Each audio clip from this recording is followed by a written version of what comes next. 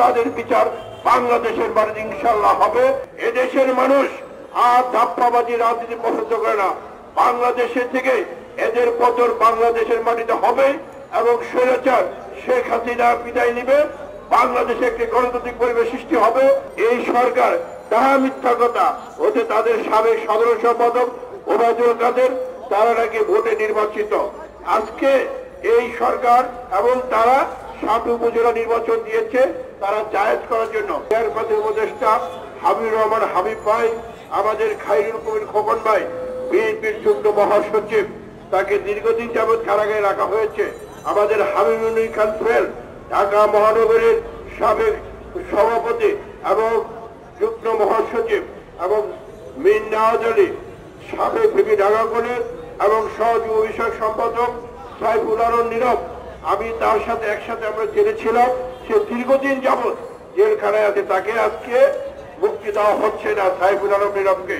এবং আমাদের আব্দুল কাদের ভূঁইয়া, ছাত্র দলের সাবেক সভাপতি, স্বেচ্ছাসেবক দলের সাবেক সাধারণ সম্পাদক, সহস্বেচ্ছাসেবক সম্পাদক, আমাদের রাজীব হাসান, স্বেচ্ছাসেবক দলের সাধারণ সম্পাদক, আমাদের হাবিব রশিদ হাবিব এবং সাতক্ষীরার সাবেক এমপি হাবিবুল ইসলাম হাবিব, তাকে নিরপরাধ, তাকে 72 বছর সাজা দেওয়া হচ্ছে। সে জেলখানায় এখনো সে বন্দী অবস্থায় আছেন।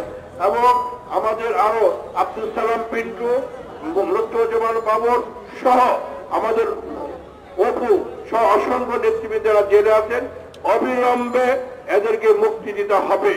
সংগ্রামী নেতৃবৃন্দ, গত 7 তারিখে নির্বাচন হয়েছে, একটি দাবি নির্বাচন। সেই নির্বাচনে এদেশের মানুষ প্রত্যাখ্যান করেছে।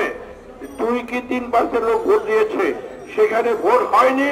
তারপরেও এই সরকার তাহা মিথ্যা কথা। ওতে তাদের সাবেক সাধারণ সম্পাদক ওবায়দুল কাদের তারা নাকি ভোটে নির্বাচিত। আজকে এই সরকার এবং তারা 7 উপজেলা নির্বাচন দিয়েছে তারা জায়েজ করার জন্য। উপজেলা নির্বাচন বিএনপি বয়কট করেছে। এদেশের মানুষ আর ধাপ্পাবাজি রাজনীতি পছন্দ করে না। বাংলাদেশে থেকে এদের পতন বাংলাদেশের মাটিতে হবে এবং স্বৈরাচার শেখ হাসিনা বিদায় নিবে। বাংলাদেশে একটি গণতান্ত্রিক পরিবেশ সৃষ্টি হবে এবং সেই পরিবেশে আবারও বেগম খালেদা জিয়া এবং আমাদের নেতা তারেক রহমানের নেতৃত্বে বাংলাদেশ আবার গণতান্ত্রিক সরকার প্রতিষ্ঠা হবে। সমস্ত খুন ইলিয়াস আলী সহ যেসব নেতাদেরকে গুম করা হয়েছে তাদের বিচার বাংলাদেশের বাড়িতে ইনশাআল্লাহ হবে। এবং অবিলম্বে আমাদের দেশের নেত্রী বেগম খালেদা জিয়াকে মুক্তি দিতে হবে। তাকে আজকে মিথ্যা অপরাধে জেলখানায় বন্দী করা হয়েছে। তাই নেতৃবৃন্দ, আমি আর বক্তব্য বাড়াবো না। আজকে আপনারা এই অল্প সময়ের মধ্যে সবাই একটি সুন্দর প্রোগ্রাম করেছেন, সেই জন্য আমি আমার ব্যক্তিগত তরফ থেকে আপনাদেরকে জানাই সংগ্রামী অভিনন্দন ও শুভেচ্ছা।